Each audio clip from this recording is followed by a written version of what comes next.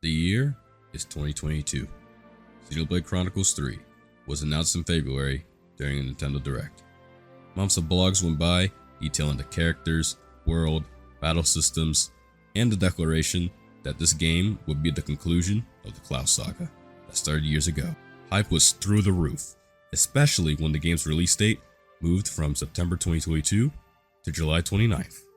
On June 22nd, Nintendo will release a Xenoblade 3 Direct, giving us a plethora of information, including Xenoblade 3's expansion pass, with its fourth wave having a brand new story scenario similar to Torna in Xenoblade 2's expansion pass.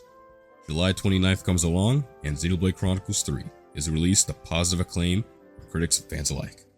But one common point of discourse was its ending. Some were confused about the world splitting, and some were disappointed that it didn't give the answers to the questions throughout the game, and the series as a whole.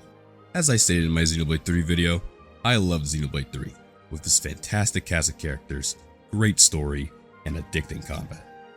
While I was satisfied with the ending for the most part, Xenoblade 3's story felt incomplete, with the many questions it left unanswered, like Riku and Lucky 7, Noah and Mio's ability to reincarnate even after their homecoming, and the Black Fog, to name a few. I came out of Xenoblade 3 in the same spot I was before, without knowing where the series was heading. I knew that these questions would be answered in the upcoming story DLC that next year, but I became worried due to what the DLC had to answer for the shortcomings of the main game, along with showing us a glimpse of the future of Xenoblade as a franchise. I felt like Takahashi couldn't pull it off all within a 20-hour sized expansion with so much to cover. Months passed on after Xenoblade 3's release, with the waves of the expansion pass rolling out with Ino and Masha, along with giving us one of the craziest 20-second clips of all time in a February Direct. Bringing Alvis back into the fray with Shulk and Rex playing big roles, along with the founder of House Van Dam being the main protagonist, this put fans in a frenzy on what this expansion could be and what the hell is Takahashi cooking. 2 months passed by on April 18th at 9 PM EST. Nintendo would randomly shadow drop a trailer for the story expansion, now titled Future Redeemed, and that it would release a week from the trailer release, April 25th. This caught everyone off guard, as people were not expecting the drop so soon, including me, who was editing my main story video at the time. Future Redeemed was released on April 25th, a week later, and I went feral. I streamed the majority of my Future Redeemed playthrough on YouTube the minute it dropped. I love Future Redeemed to its dense world, amazing cast, the changes to combat, and its fantastic story. While it didn't answer everything, it did show me where this franchise is heading. Did Future Redeemed pull it off? Or was its scope too much for a Torna-sized expansion? It's time to see how the Klaus Saga ends. This is...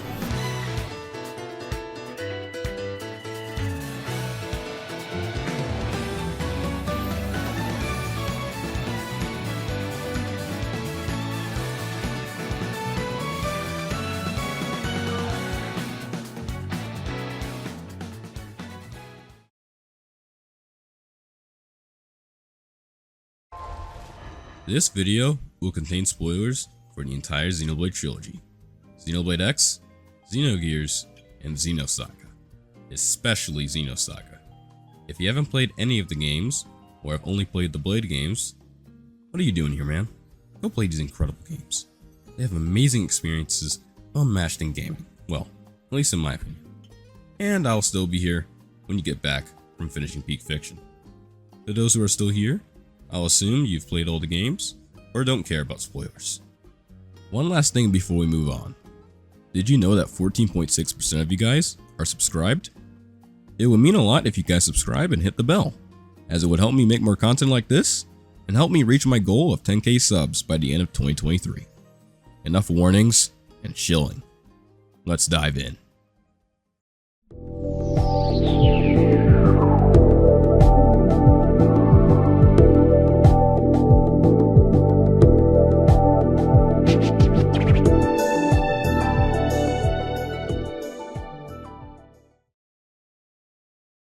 Okay, it's all backed up.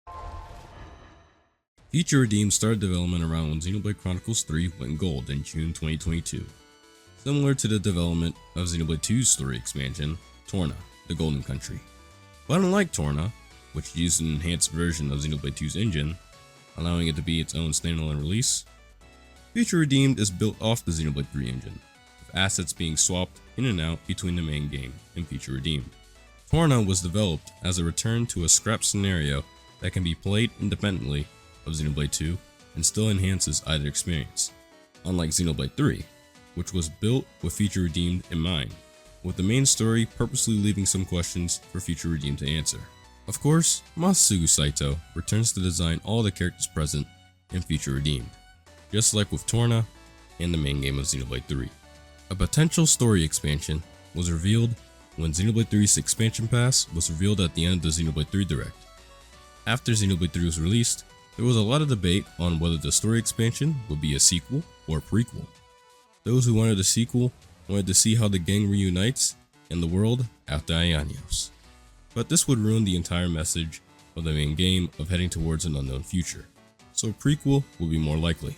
And coincidentally, we had a bunch of characters that were unknown at the time, being the founders of the second city. So there's a lot of evidence of the story expansion heading towards a prequel about the founders and the first Ouroboros. When Volume 2 of the expansion pass was released with Ino in challenge mode, data miners found early art of the hero for Volume 3, Masha, in the files. And in that moment, the ghosts of Torna past came back to haunt me. I feared that Volume 3 would contain elements for the story expansion hidden within the files. And my fears came true, as Volume 3 had the names for the main party, camp locations, and most important of all, cutscene names. I viewed the data mines myself because I'm clinically ill about this franchise, but it got me even more hyped than I was before with the teaser. In April, Yasunori Mitsuda announced the Xenoblade Chronicles 3 Limited Edition soundtrack and the Xenoblade Chronicles Trinity box set, in which both contained the tracks within the Volume 4 story expansion. In a response to someone asking about the visuals of the box set on Facebook, Mitsuda said that the visuals would be revealed in 2 weeks' time. This led to some to speculate that a new trailer for the story expansion would be on the horizon. Fast forward to April 18th, 2023, where on a random Tuesday night, Nintendo casually dropped the trailer for the story expansion, now titled Future Redeemed, along with Monopon giving an information blowout after the trailer released, along with dropping bits of info every day till the release of Future Redeemed that following week. Oh yeah, they announced in that trailer that Future Redeemed will be releasing the next Tuesday, April 25th, which caught the whole community off guard, as most guesses were June at the earliest, due to the soundtrack being released in July. But on April 25th, 2023, Xenoblade Chronicles 3 Future Redeemed was released to unanimous acclaim from critics and fans alike.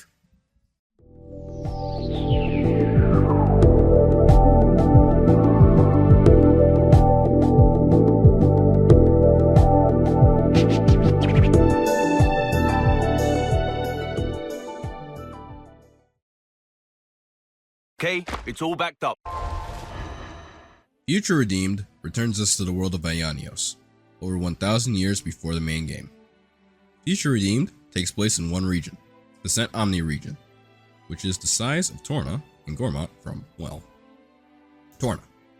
The Saint Omni region is comprised of 5 distinct areas. Vermilion Woods is a gorgeous area with the autumn leaves and sprouts, the amazing sight of the remains of the Ardanian Titan, along with giving us the revelation that Robart fucked, and housing one of the most annoying super bosses in the series. Aurora Shelf is Future Redeemed's Xenoblade Grassy Plains area, with the ruins of Grand Dell from Future Connected, King Agni's Tomb from Magma Forest, and Exile Fortress from Satoral Marsh. Aurora Shelf also has a lot of verticality, with you being able to explore caves and even a lower section of the area, which brings some of the most gorgeous screenshot opportunities in the game, with the beautiful blue trees in the lower area, which sometimes makes you forget that this game is on a nearly 7-year-old tablet. Yesterdale comprises Colony 9, not Colony 9 from Xenoblade 3's main game, the Colony 9. Hearing that iconic Shimamura track when approaching the old Colony 9 after so many years gave me so much nostalgia. Entering the once home of the Xenoblade 1 party, now overgrown with foliage, along with a remix of Hometown playing in the background, was enough to make me cry. There are many notable landmarks throughout for longtime fans to see, like Dunban's house, the Gem Man's Furnace, Outlook Park, and the Gotrock Oracle Ruins, from the Cliffs of Mortha, where Rex proclaimed his promise and love to Pyro and Mithra in Xenoblade 2, along with scenes I'll get to in a moment. Yesterdale also has this dickhead, Bioluminescent Bob, but even with his humorous name, he's still one of the most annoying super bosses, constantly locking away your chain attack gauge and dropping a fuck ton of debuffs on you. The Ragnos Desolation is comprised of Rackwell Lake, including its iconic bridge, Rip Juju Buggy, and parts of Tantal. I love that they kept the ruins with the spider coming up, but replaced the spider with a unique monster monkey descending from the heavens. Lastly, we are at my favorite area, the Black Mountains, which feels like Monolith's apology for giving us this in the main game. The Black Mountains is a fusion of Valak Mountain and Tantal, with Prison Island sitting at the summit of the mountain. The Black Mountains focuses on verticality as you climb higher and higher towards Prison Island, with plenty of goodies to find. And since this is a fusion of Valak Mountain, yes, Abbacy lies in the same area it was in Xenoblade 1, but it's surprisingly one of the easier super bosses in the game compared to its Xenoblade 1 counterpart, and it's the only super boss that doesn't play You'll Know Our Name's finale and plays New Battle instead. All of these areas are densely packed with secrets and goodies to find. Littered throughout the Cent Omni region, there are enemy territories that you can do, which is just defeating all the enemies within the area. But most enemies aggro onto you fast if you go in Blades Blazing, so you use a long forgotten feature of the Xenoblade games, the lure feature, to lure away enemies to single them out. Clearing out territories grants you something I'll delve into just a little bit. There are also the classic secret areas and unique monsters within every area of the region, along with relic chests and containers containing a whole lot of goodies and ether channels for ether cylinders.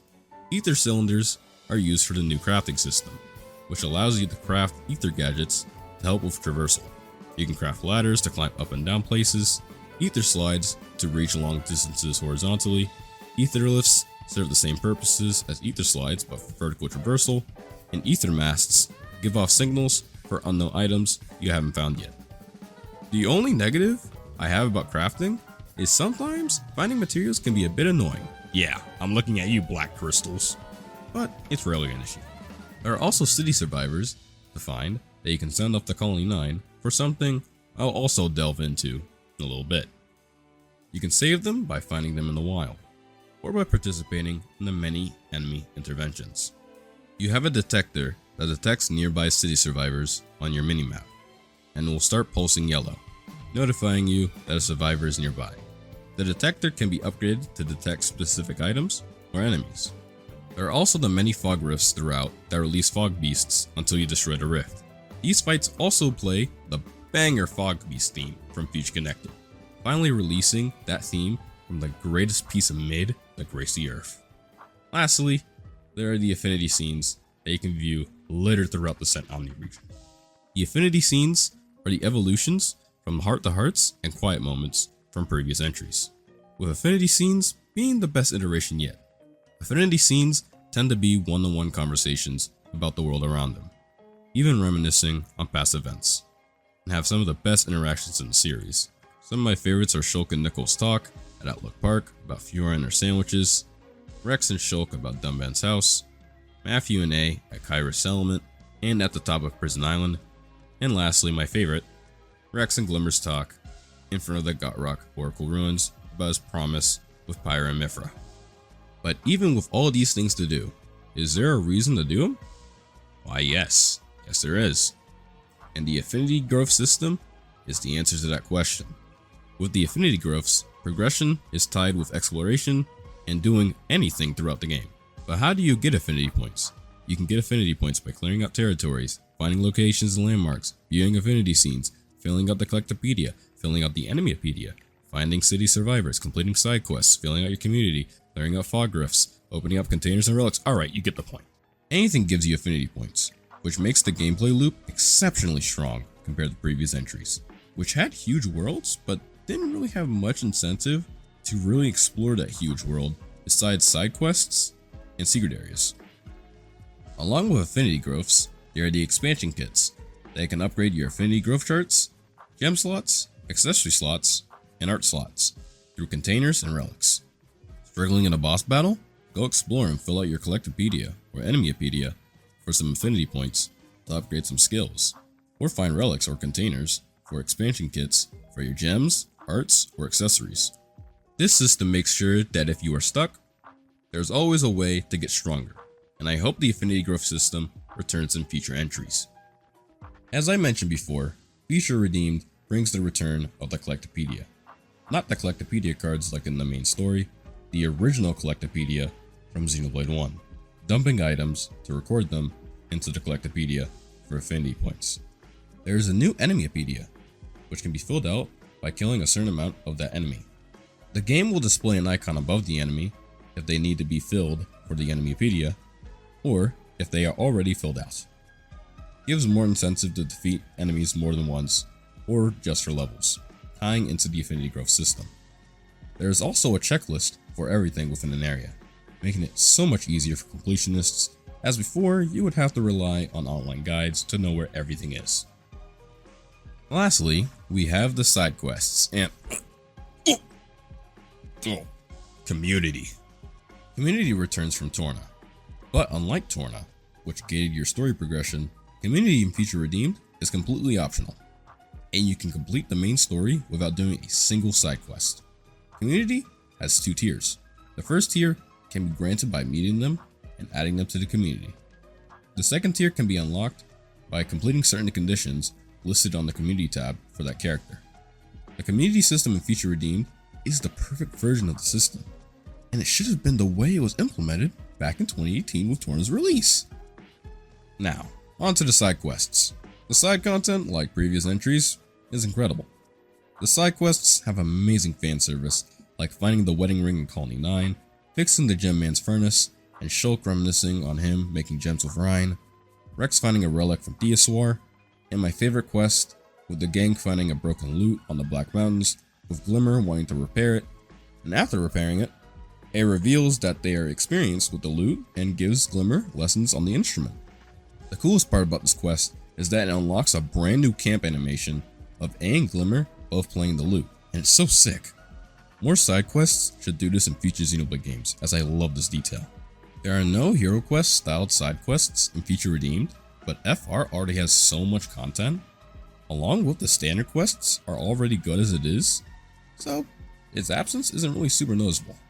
Feature Redeemed took all the good parts of Xenoblade 3's main story and made it even better.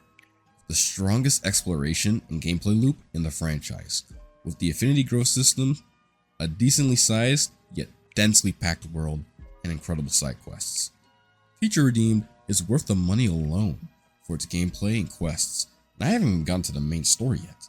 I hope Monolith continues to evolve the affinity growth system in future Xenoblade installments.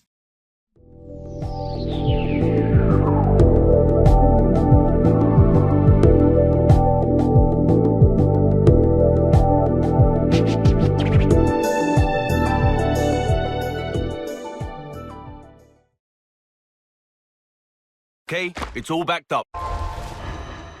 The Xenoblade expansions have always improved/expanded upon the combat system of the main game. Torna expanded on Xenoblade 2's combat, allowing you to switch between the driver and blade, and simplifying the blade combo orb system, allowing you to use any elemental special to get an orb, but lost some depth the main game had. Even though it's not a story expansion, Feature Connected tried something new with the Pawn Specters, but it just revealed that Xenoblade 1's combat couldn't really work without visions. Feature Redeemed takes the best of the main game and further enhances the combat. For starters, the customizable class system from the main game has been completely removed, with the party now being composed of 2 static attackers, defenders, and healers. Skills and arts are now able to be upgraded via the affinity growth charts on each character. The general combat is the same, with each of the 3 roles having their benefits and role actions to their talent arts. Master arts have been replaced with the Ouroboros power arts, which are stronger than your base arts and can be fused into fusion arts. Fusion arts got a massive change in Feature Redeemed, as in the main game, fusion arts only combine the effects of both arts into one. In FR, every fusion art combination brings a unique effect, which gives a whole lot more depth to customization. Some of my favorite fusion arts are Rolling Shot, which gives Anchor Shot break and topple, Mirage Edge, which gives attack up and evasion up in a certain radius, Flare Ballad, which gives crit rate up to the whole party, and lastly, Purge Edge for purging all enemy buffs. Perfect for that dickhead Bob. Time to talk about the playstyles of our 6 playable characters. Starting off with the man full of beans, Matthew. Matthew's class, Martial Artist, not to be confused with Gondor's class, Martial Artist. Seriously, who comes up with these class names?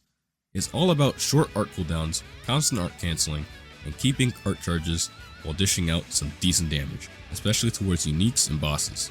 It's always so satisfying to use all of your arts and then activate Matthew's talent art to get full recharge on all of your arts, to do it all over again. A's class, Monado Fencer, is a jack of all trades, with their class being able to do some decent damage and healing with their healing field arts.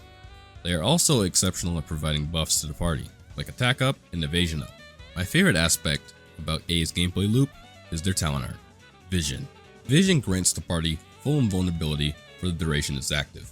Filling up the Vision talent gauge grants you access to the second talent art, Vanishing End, which is an AoE ether attack of multiple sword slices. The only downside of Vision is that it can only be used once without upgrades, so you have to make the best use of it within a fight, as pulling off Vision at the right time could be life or death for your party. Upgrading Vision in the affinity growth chart will allow you to use it for 20 seconds, and the second upgrade will reduce the time back to 15 seconds, but you get an extra charge of Vision, giving you 2 chances to use this powerful talent art. Nickel's class is Machinist, and is all about tanking damage and taking aggro. It's a shame phase tanks suck in Xenoblade 3, but Nickel is near unkillable, so give him a memory locket so you can be your 3rd revival member besides your healers. Limmer's class is Githro, a healer that excels in buffs and great healing. Her weapon is the Wildfire Githara, and I need to gush about this weapon for a bit. Xenoblade has always had some unique weapons throughout the years, but Glimmer's has to take the cake. A candelabra staff that also functions as a cello is so fucking sick. It's always so satisfying when you pull off Elysian Anthem and hear that cello go off.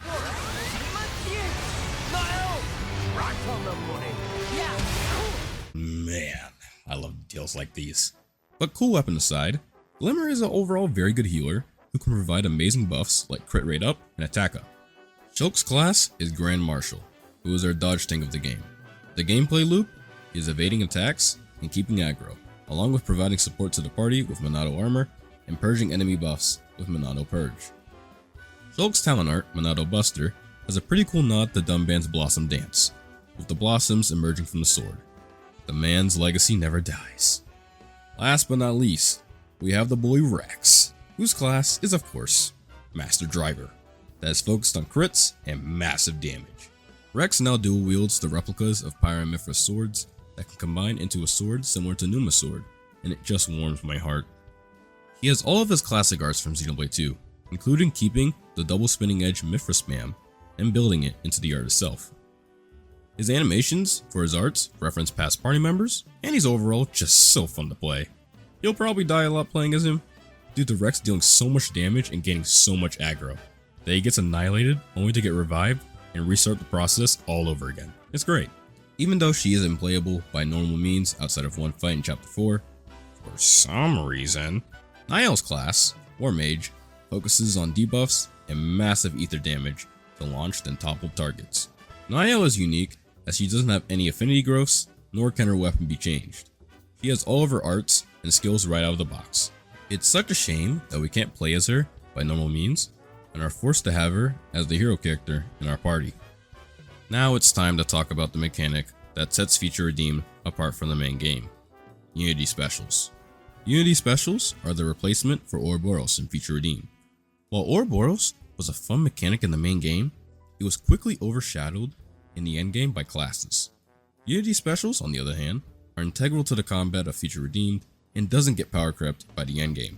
You charge the special gauge by performing arts, with fusion arts giving more percentage on the meter. Pressing left on the D-pad will activate the Unity Special of that pairing. Pairings can be made in the Unity menu, which has a plethora of combinations for you to choose from. A Unity Special has 2 bonuses, a Unity Skill and a Unity Combo. Unity Skills are passive with the pairing, like having increased crit rate and crit damage percentage points to going into the fight with a full special gauge. Unity Combos can be activated by activating the Unity Special while the enemy is launched. Depending on the pairing, the enemy will get affected by either Smash, Blowdown, or Burst, which is great that you can execute Burst this way, because Daze was pretty much useless in the main game compared to Launch and Smash. You can have up to 3 specials at a time, and activate the other party member's specials by pressing ZL and one of the 3 face buttons. You can upgrade Unity pairings by finding lessons in Unity volumes throughout the Cent Omni region, mainly through unique monsters and relics, another incentive to go and explore. My favorite Unity pairings are Rex and Glimmer for the additional crit rate and damage along with inflicting burst, Matthew and Shulk so I can go into a fight with a special field, along with proccing Awakening after the Unity combo, and lastly, Rex and A for the increased damage to launched and toppled targets by 150%. Unity specials bring much more to the table than Ouroboros, and are key to excelling in Feature Redeemed's combat. One last aspect of combat that needs to be discussed is the chain attacks. Chain attacks work about the same as they do in the main game, but now Ouroboros orders are now replaced with the brand new Unity orders, which work similarly to Ouroboros orders, but now activates a Unity special as the chain art and a Unity combo if the target is launched during the chain attack. Chain attacks now have an insane amount of customization with the introduction of chain accessories, allowing you to customize the chain art effects and even the chain abilities, giving party members heroic chain abilities from the main game, like Melia's chain ability to let another party member act after reaching 100% of the TP gauge, Shira's ability of a guaranteed amazing, and Fiona's chain order of an extra chain attack round. You can find these chain accessories from relics and unique monsters like the lessons in Unity. Chain accessories add a whole lot of depth and combinations to chain attacks, making them even better. At Yesterdale, you can talk to Riku, who will upgrade your blades for you in exchange for some materials and gold, and goes all the way up to tier 10. Some new cooking items have been added, like the ones that give the brand new combat streak bonus, which multiplies your EXP gains the more you kill multiple enemies in a single battle. This bonus can be combined with a chain attack overkill for massive levels from a single fight. Gems have returned, now going up to tier 5, and tier 3 and above are locked behind side quests, giving more incentive to do more optional content. Elite monsters got a quality of life upgrade, now displaying the percentages after you defeat an enemy instead of pausing the fight to show you. Feature Redeemed is a prime example of what future Xenoblade entries should do with expanding content of its bigger package. Feature Redeemed ironed out all of the kinks of the main game's combat and made it even better. I hope Monolith takes what made FR's combat so great and applies it to future Xenoblade entries.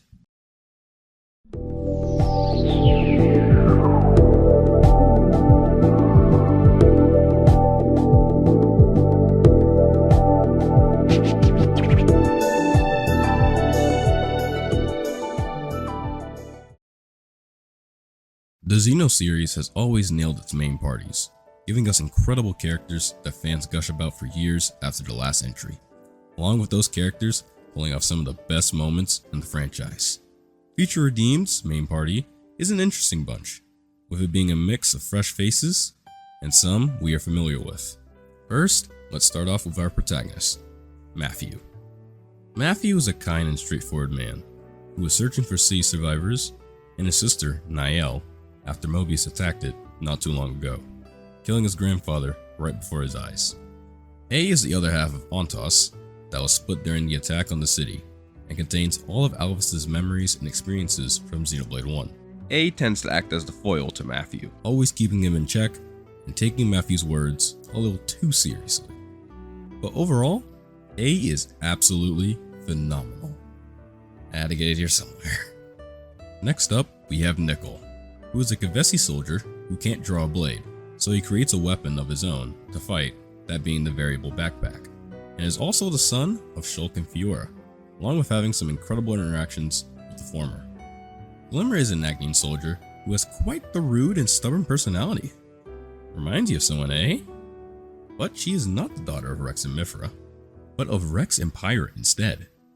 And of course, she has amazing moments with her father throughout the game. Shulk is the same Shulk we know and love from Xenoblade 1, a calm and gentle man who has a knack for machines. He now has long hair, along with a jacket and red cape, which makes him nicely fill that wise mentor role for the party. He also now has a mechanical arm, due to losing his human arm in the fight against Alpha, but it makes him even more badass, as he now wields the Monado Rex with just one hand instead of two, as he did in Xenoblade 1 and Future Connected. Shulk was already the best character in Xenoblade 1, but Future Redeemed has cemented him as one of my favorites in the franchise, with his conversation with A at Valak Peak being one of my favorite cutscenes in the game. As Shulk talks to A about the future due to A having the ability to see visions, and Shulk having the natural fears of aging, sort of like the bit of Mobius inside of him, along with Riku reaffirming what he said, along with telling Shulk about the Lucky 7, and that everyone is here. Insert smash joke here. Shulk being an incredible dad to Nicole is also very nice. I want to see these two work on machines all day. We now must define the word GOAT.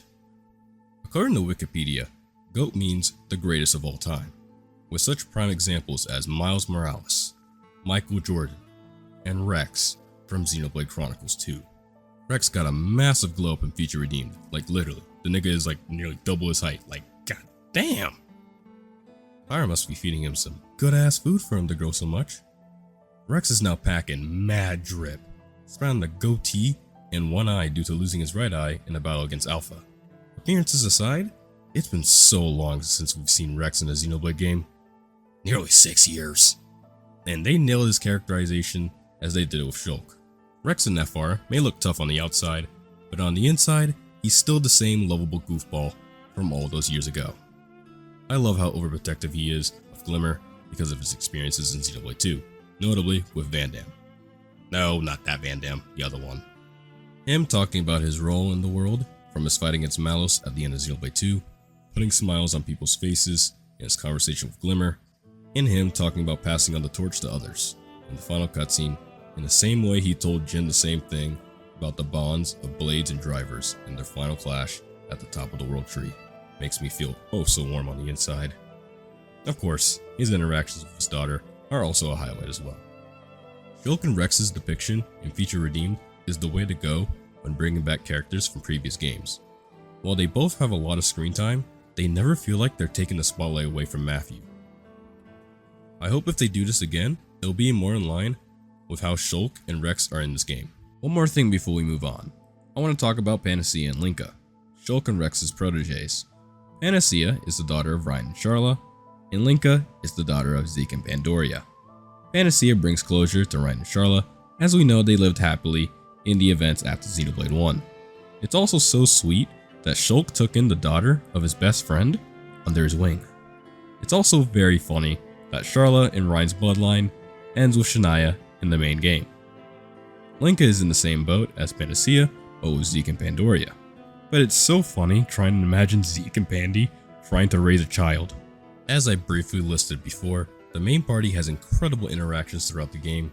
I loved when Matthew and A first encountered Glimmer and Nicole, with Matthew grabbing Glimmer by the collar and tossing her towards Nicole in an attempt to defuse the situation. All of the Respa animations are amazing, with Rex and Shulk just having a laugh. Rex trying to peep into what Glimmer is doing as he's doing exercises, only to immediately turn around once Glimmer glances at him.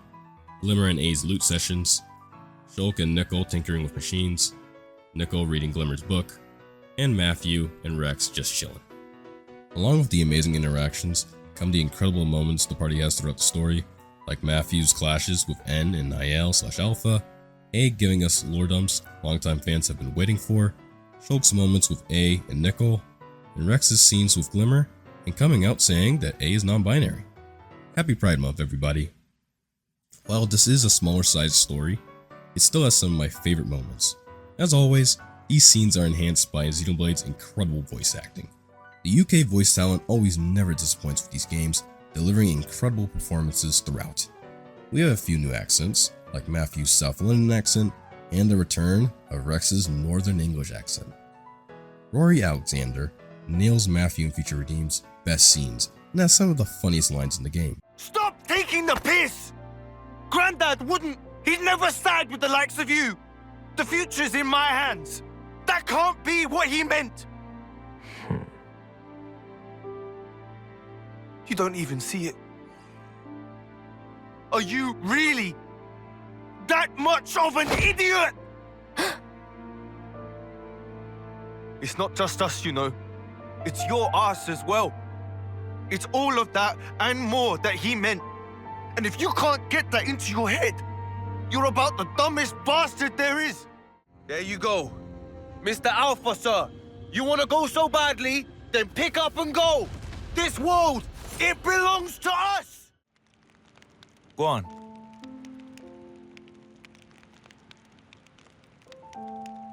Wow, aren't we stubborn? It's your loss. Rosie Day nails A's deadpan nature, with her also having some of A's unintentionally funniest lines with their interactions with Matthew and the party. Ontos was the arbiter,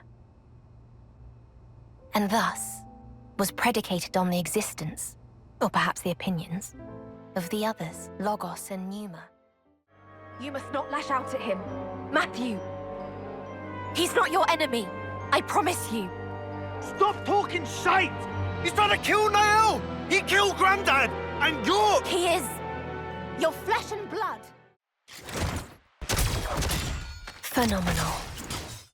Joe Jameson gives a shocking performance for Nickel, as I never expected his voice to be so deep, but even so, he still does a terrific job.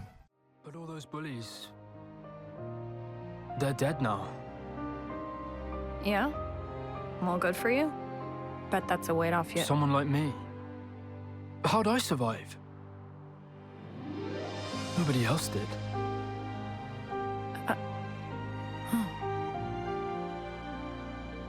But now, I can make something of myself. That's how it feels. Don't do this! You don't have to sacrifice yourself! Georgina Sadler does an incredible job as Glimmer, perfectly nailing Sky Bennett's tone and mannerisms as Mifra, which fooled me and many others into thinking she was voicing Glimmer. One minor complaint I have is that she absolutely gives it her all in some scenes. Enough. Stop! Hmm? I am not letting the enemy get into my head! Manners. I didn't ask for any of this! It was almost time for my homecoming! My comrades and I, we made it all this way! I fought! So snuffing hard! And in others, she kind of falls flat. And that's different how exactly? Maybe it was a voice direction issue? I don't know. Of course, Adam Howden reprises his iconic role as Shulk, with him giving a fantastic performance as always, with better direction than he was given back in Future Connected. Why? Tell me why! Is this really what you want? Alvis! What are you doing? Move!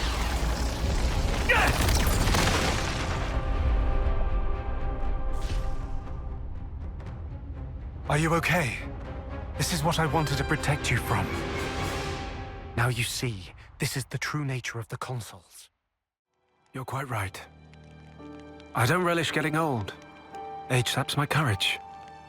That's perfectly correct. Leaping blade first into thick of fray is game best left to young and reckless. You said it, Riku. Actually, is master upon who say. Your master, eh? Though it is a shame that Al Weaver couldn't reprise his role as Rex, Fergus O'Donnell does an amazing job, perfectly nailing what an older Rex would sound like. I like your attitude, kiddo. Huh? Leave it to Uncle Rex.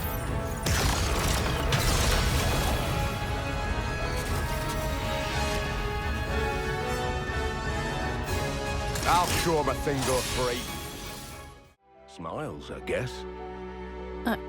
Smiles. If through my fighting, someone out there gets to smile, that's the kind of world I want to help create. And that's why you fight. Yeah. And also... You're a little off. It's not nothing to do with me. As long as you lot do your part to change this world, it'll all go back to normal. And if we don't manage, then what? My lifetime. It's barely a blip. If you don't, pass it on. Huh? Let someone else carry on your dream. That's how we've always rolled, us lot. Even though they aren't a part of the main party, I want to highlight these 3 performances. Ellie Kendrick as Niall, Harry McIntyre as N, and Blake Ritson as Alpha. Ellie Kendrick perfectly nails the anger and sorrow of Niall in her quest to get rid of the past and present with Alpha while being deluded towards a false future. With or without Mobius, nothing will change. In the end, people always kill people. Those soldiers were still part of the cycle. I bet they were controlled. Doubt it. No red irises. Savages. They killed Kyra just to add on a measly few extra days. Come on. That's worst case. Matthew. Always in fantasy land. What? You can't keep every bloody person happy. How can you not understand it's impossible? The only true end is the moment you give up. Isn't that what Grandad taught us? Then show me already! This world of peace where nobody has to die. Make it come true. You think you could do that, do you? You think you've got what it takes?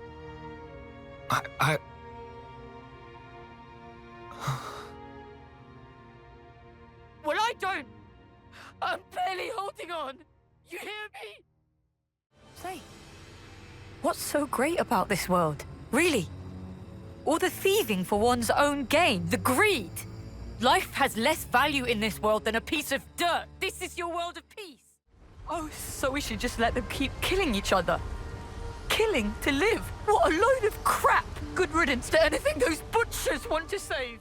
I've already talked about Harry McIntyre's performance as N in my main story retrospective, but man does he knock it out of the park in the best scenes Future Redeem has to offer. That. I am Niall, you know. I am divorced of all that. All doubts. Misgivings gone! You don't need to know. The burden is mine alone to bear. Matthew, raise up your fists. What? I will grant you the sword's power. Transfer it to your fists of the end. That light. No way! Drive it in! Release the power of Ouroboros! Lastly, we have Blake Ritson as Alpha, as he perfectly nails Alpha, and it's just so cool seeing him back voicing the character after so many years. I safeguard this world by removing what is time-worn, but it seems that you continue to contravene me. You spur these olden mortals to action. I am your conscience. Conscience? There is no place for it in the Trinity process. The VA work is incredible, and I hope we get even more unforgettable experiences in future titles. The main party has a lot of development throughout the game, but the ones who get the short end of the stick are Glimmer and Nickel, as they don't really have that much spotlight due to the focus on Matthew, A, Shulk, and Rex. But aside from that, Future Redeem's main party will be a fan favorite for years to come, with strong protagonists and great party members.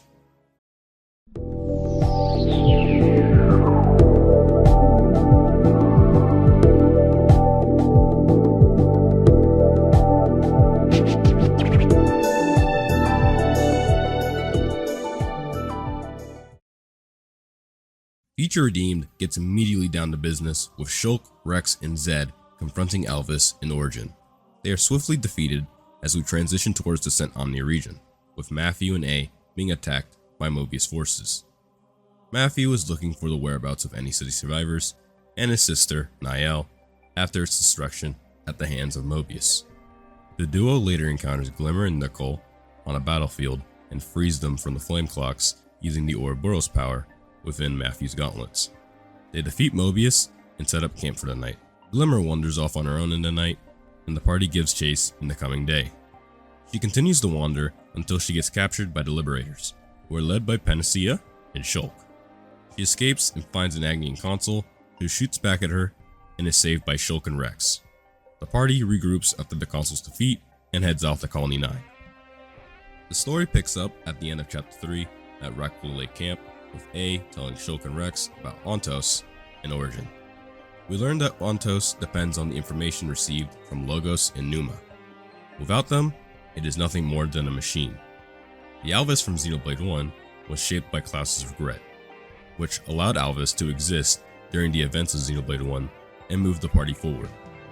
But after Klaus's death at the end of Xenoblade 2, along with the absences of Logos and Numa, Ontos reverted back to its factory defaults, denouncing itself as Alpha and planned to erase the past and the present, to create a future where the new life is allowed to live in harmony. Just like Alvis, Alpha needed someone's emotions to latch onto, and that's where Niall comes in.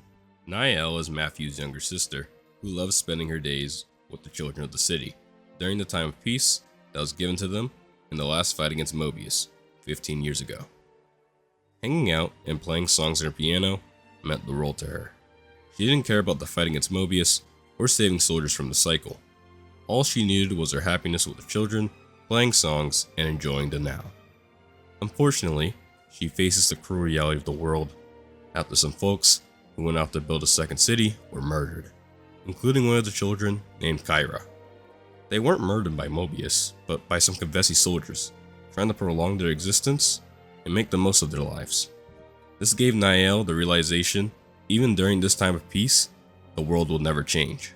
Mobius or not, people always kill people. It's in their nature.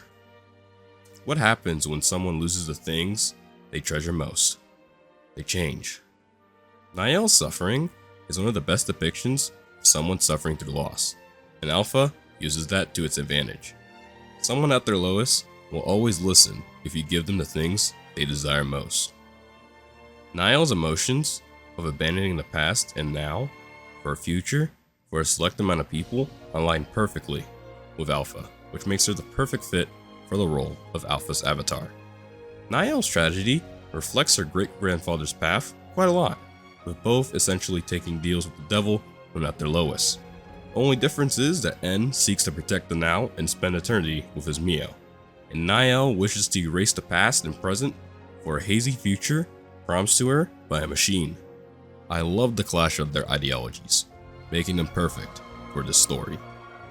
But on the topic of N, I can't believe N got even better in this expansion. N was already the best villain in the main game, but Feature Redeemed recontextualizes his attack on the city as he's still there to kill his descendants to bring back Mio, but now he has a reason to destroy Alpha, as Alpha is attempting to take the people of the city away. The chances of his eternal paradise with his beloved and destroy his precious endless now. He ensured he got what he desired, even at the cost of his son's life, Gondor.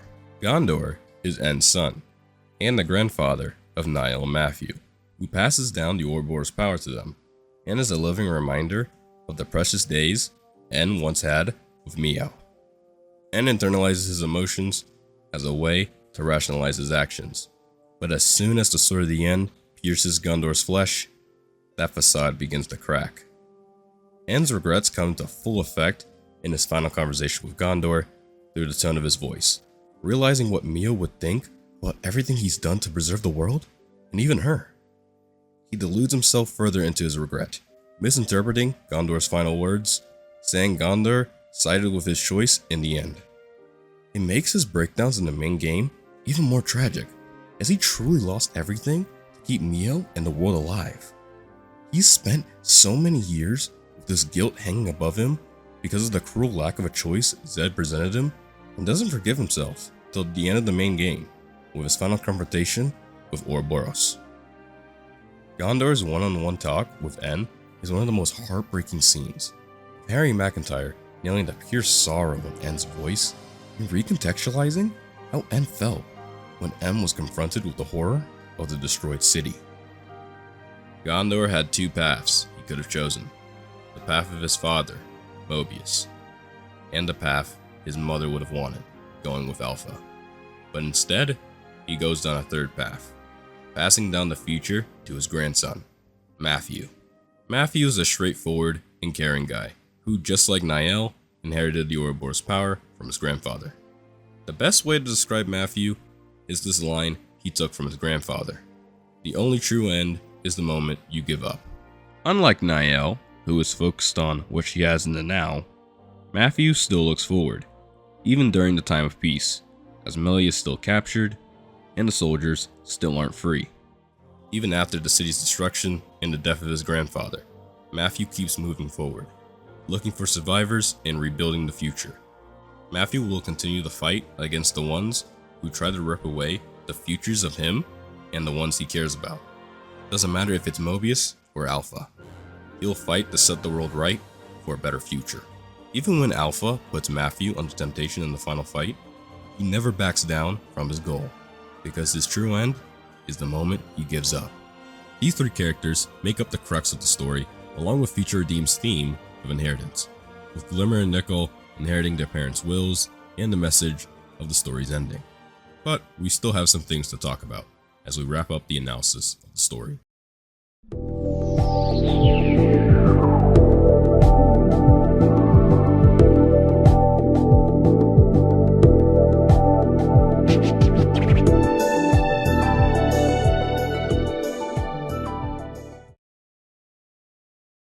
Greetings to everyone who purchased Xenoblade Chronicles 3. This is Takahashi from Monolith Soft. Thanks to your support, we've released the third Xenoblade title, 12 years after the original Xenoblade was released for the Wii in 2010. Xenoblade 3 has been called the culmination of the whole series up until now, and it truly is the culmination. We at Monolith have put everything we have cultivated over the past 12 years into it. It is also a stopping point to me. This title depicts the conclusion of the Xenoblade story that began with Klaus's experiment. While it is a conclusion, that does not mean it is the end of the Xenoblade series. It is just a stopping point in my mind. I think that everyone who played this title and the additional stories in the expansion pass can imagine what lies in the future for Xenoblade. Tetsuya Takahashi. Future Redeemed gave a lot of answers to the main game's mysteries. Let's start off with Riku and Lucky 7. It is revealed that Riku is the son of Kino from Future Connected, and that his mysterious master pawn is in fact Melia, which makes the nod they did at the end of the main game make a whole lot more sense, along with him being the 7th founder of the new city. He just doesn't like flaunting it around because he doesn't like celebrity status, like a common variety Nopon. The Sword of the End is made up of the souls of important people, and since Melia made the sword, I'm going to assume that the important souls are actually the souls of the Xenoblade 1 party. Future Redeemed gave us a proper explanation of the Black Fog and Annihilation events, being the byproducts of the friction of the two worlds merging. We didn't get any explanation on why there's specifically two Noahs and Mios, or why Noah and Mio can constantly reincarnate beyond Homecoming, but FR does so much good than its blunder, so I'll let it slide. We learn about the power of Ouroboros and why it's limited to only 6 people at a time, but I'll delve into that in just a little bit.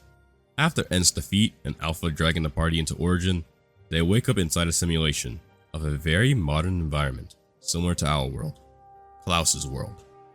It's so surreal.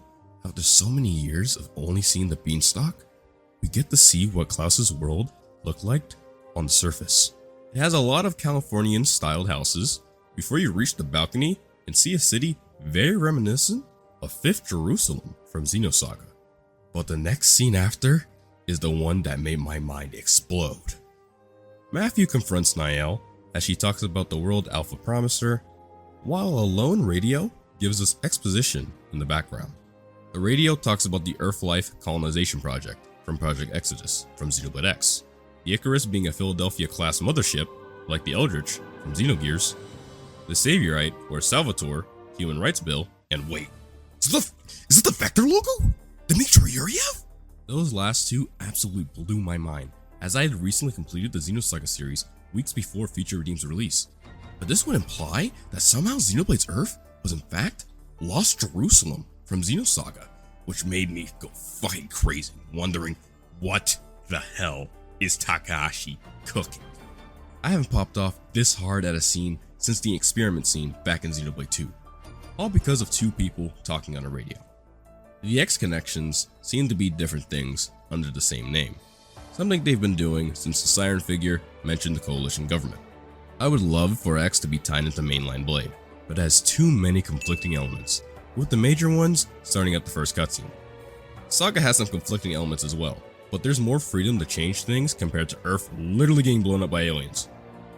I just mainly want X to be its own thing, rather than trying to be in mainline Blade. But if Takahashi can make it work, I wouldn't be opposed. Back to the actual scene at hand. Matthew and the others finally made Niall realize that no matter who she sides with, whether it be Mobius or Alpha, it will lead to one thing: humanity's self-destruction at their own hand. Matthew convinces Niall to never lose sight of the real enemy, the ones who try to rip the future from them and help him build the new future together with him. This is interrupted by Alpha, who takes Niall captive and attempts to convince the party to abandon the past and now, but they aren't having any of it. The fight with Alpha is very cool, with it having a Xenoblade 1 feel, and in the second phase, N joins in on the fight along with Niall, and Alpha transformed into something reminiscent of Deus from Xenogears. To defeat Alpha, Matthew unlocks the true power of Ouroboros by striking his Fists of the End with N's Sword of the End, which reveals Numa's core crystal inside of the gauntlet and grants the power of interlinking to defeat Alpha. It is also implied that N's Sword of the End contains Logos' core crystal at the end of FR. After Alpha's defeat, there needed to be someone else to take the role of Origin's avatar, so Rex, Shulk, and A would take over that role before giving their life force to their children so that they can live longer than the intended 10 years. Rex and Shulk's sacrifices were expected, but they still hurt me on the inside. If they can't create a path to the future, they'll pass it on to the next generation. And that's what they did till 1,000 years later, with Ouroboros in the main game finally ending Mobius' reign and allowing time to move again. In the ending, we learn why there can only be 6 Ouroboros, as the stones can only power a limited number of people at a time. The game ends with Matthew heading out to find others out there, as the rest of the FR party is constructing the new city. I love the credits with footage of the past 3 games, making it feel like a proper send-off to the saga we've been following for so long. The post-credit scene shows the 2 worlds properly merged into one planet, and a certain Mary descending from the cosmos. Future Redeemed has an amazing story for such a short runtime. I didn't think Takahashi could pull it off, and even though the reincarnation stuff not being answered kinda bugs me, Future Redeemed does so much good that it outweighs the bad. A love letter for any fan of the Xeno series.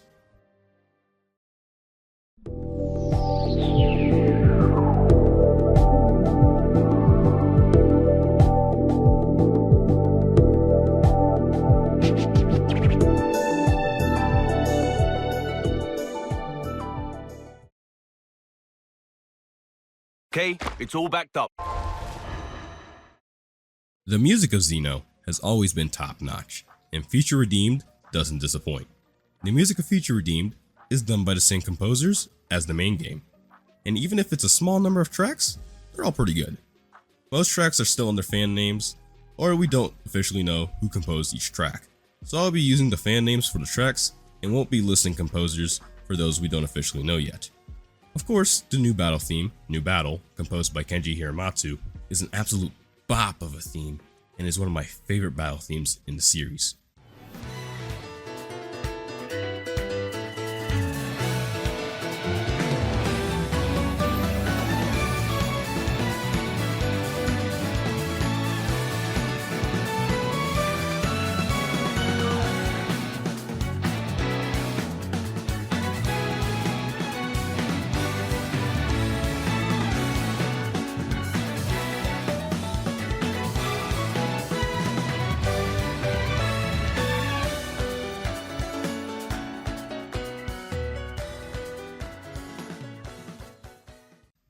Aurora Shelf is one of my favorite area themes, with it having some of that bombastic feel that area themes in the main game lacked, and its night theme being one of the most soothing tracks in the series.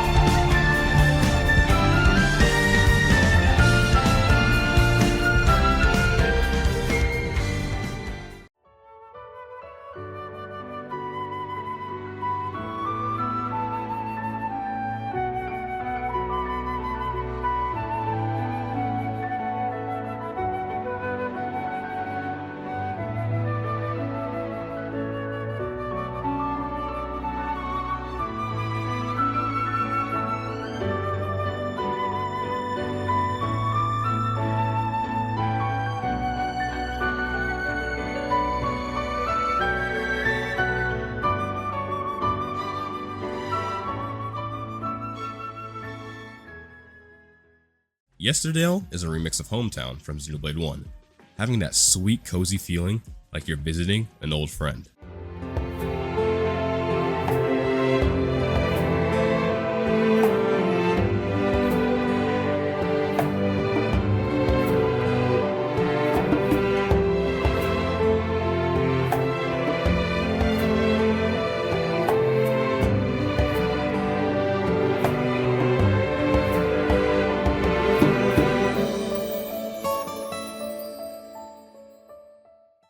Black Mountains is an amazing track, having that end of the journey feeling as you climb up the Black Mountains, the prison island, especially when the electric guitars kick in.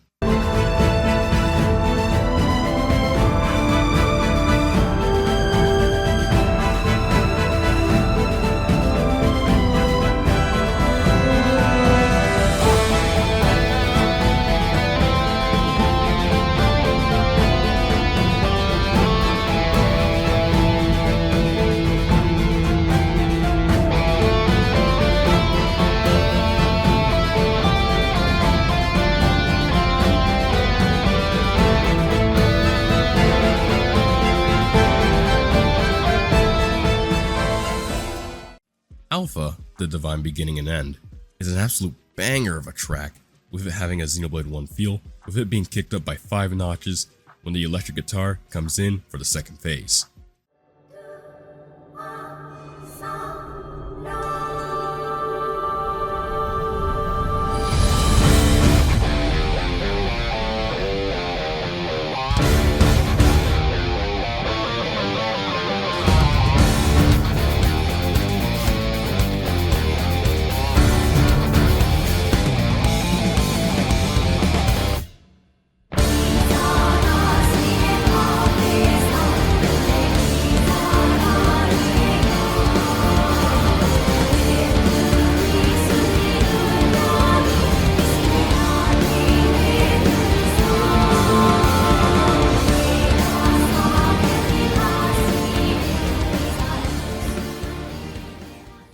Future Awaits, Piano, is a piano version of Future Awaits, and it's such a sad and somber track.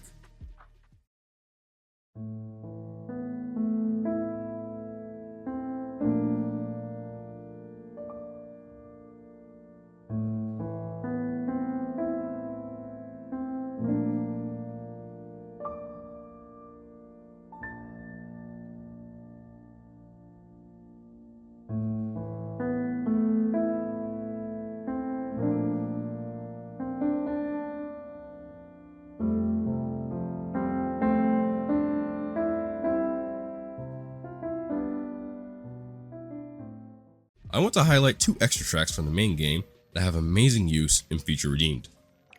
A Life Become Distant, composed by Mariam Abunasser, is an amazing track with the strings and piano giving us such an uneasy feeling, especially when the strings start going faster and louder.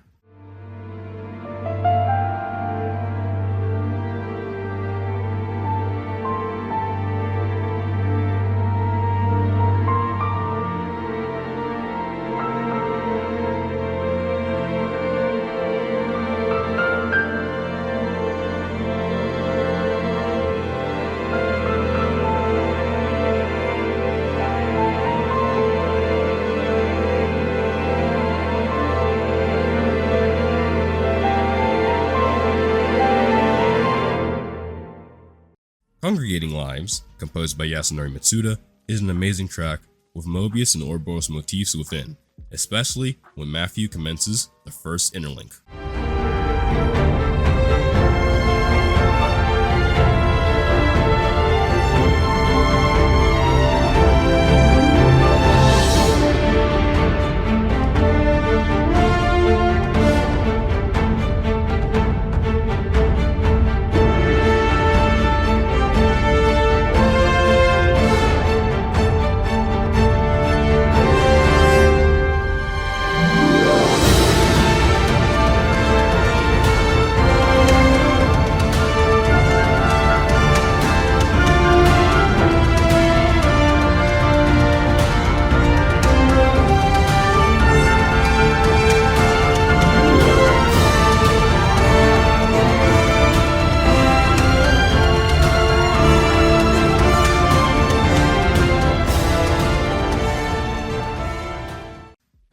probably noticed, I haven't talked about the vocal theme yet, but that'll get its own special segment at the end of the video.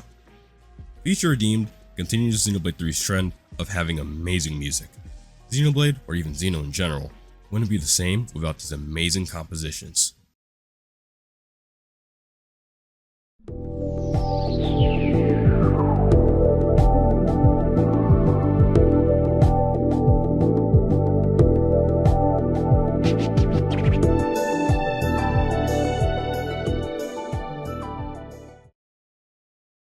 After completing Feature Redeemed, you are awarded Niall as a party member, but she isn't playable, or some reason. And in the main game, you now have access to a challenge that unlocks Shulk and Rex as heroes, but you can't inherit their classes, for some reason. Goddamn Monolith. Chain attack damage records have exploded, with the latest record at the time of writing the script being 1.237 billion by unknown_cross. Noah Mio's amiibos, along with Mio's Figmas and scale figures, are still coming, so there's still some to look forward to in the near future. Even though we are now in no man's land, I feel that the future is bright for all Xeno fans. This is Shifted Pyro, and thank you Tetsuya Takahashi. Thank you, Monolith Soft. You're standing at a loss in front of a door that's been closed for so long. With your foreseeing eyes, what do you see? Until you open it, you cannot know. Afraid to see what could be on the other side. Oh, can't you see how much I feel the same as you? It seems we just need to let it all go free.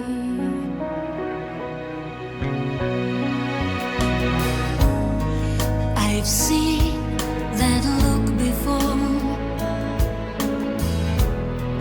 the stare of your fearful looking eyes, that quiet voice inside.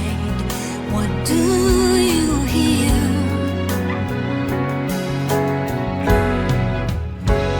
Will you give up and stay where you belong? Afraid your time, it just might take too long. And you won't know unless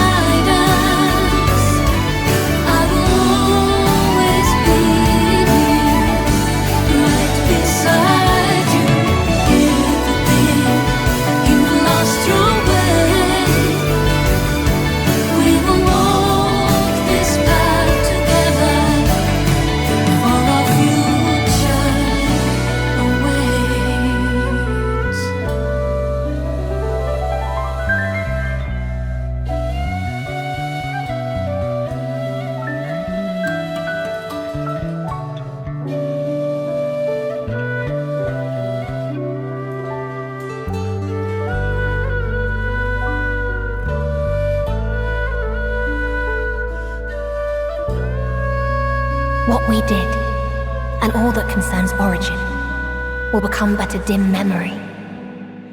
Nevertheless, our intentions will live on, and one day coalesce again. Just walk through. Be it tomorrow, Don't take or in 1,000 too long, years. 'cause everything you've Surely, said, the time will eventually come. find it there. I can see it, clear as day. In our future.